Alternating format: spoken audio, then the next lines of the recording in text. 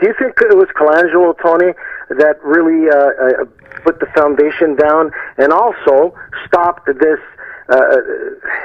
bad albatross around the Raptors' neck, where we would get great drafts and we get great players, and nobody wanted to play for the team? Yeah, like all these Americans and what's his name?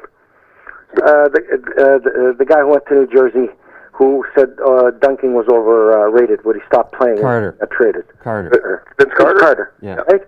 Yeah.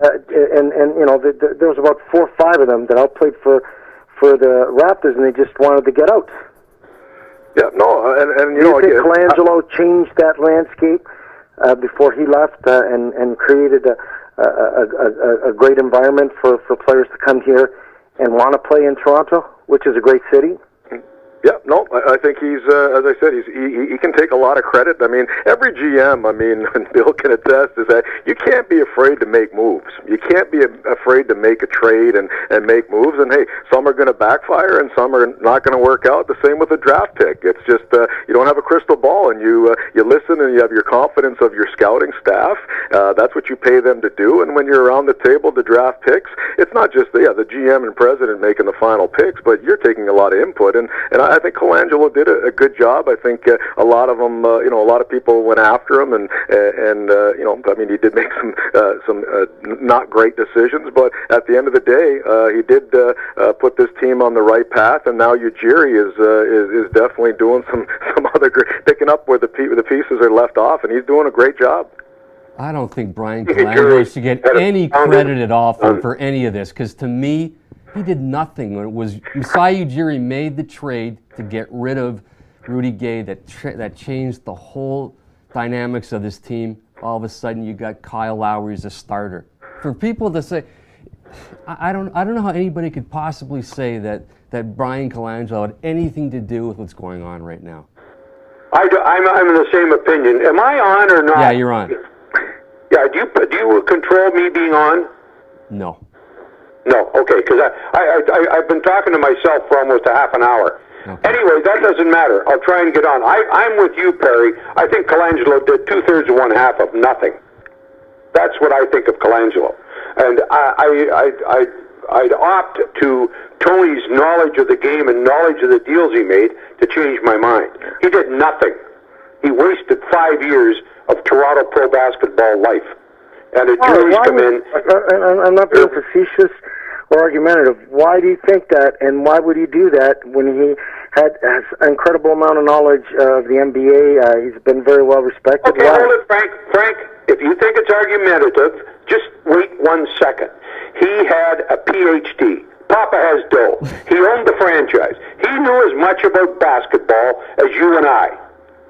That's the end of that. So go ahead. So that's how he got. So he got a token position because he got a Bill of the Year for getting our kid from Victoria, the guard. Tony, you know who we're talking about. Steve Nash. Yeah. Yeah. Yeah.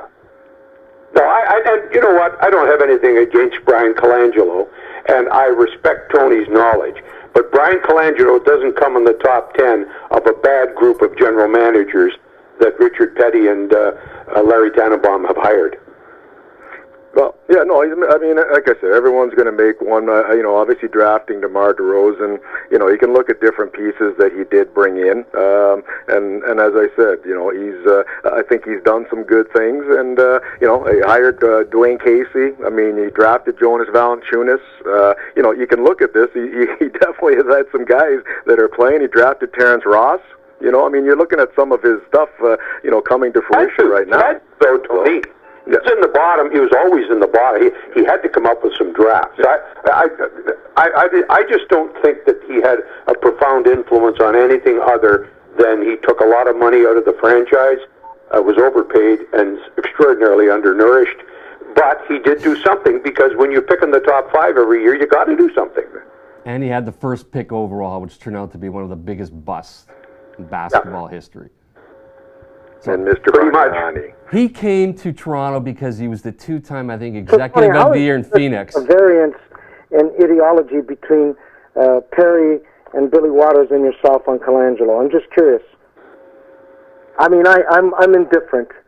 I really don't know that much about him. I know that the Raptors are doing very well. Their fan base continues to expand on an international level. They're very popular in Italy. They're very popular in the United States. They're very popular in Canada. People come from all over Canada to watch them play. Their popularity has grown in leaps and bounds. And why is there such this like 100% on one side that Perry and Billy don't think that Colangelo should be acknowledged at all for any success?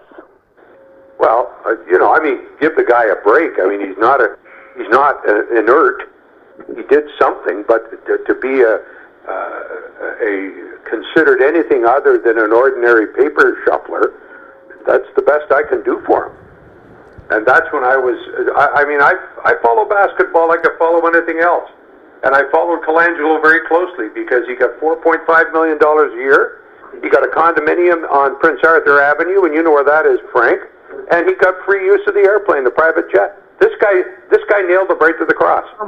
They got nothing other than a good-looking man.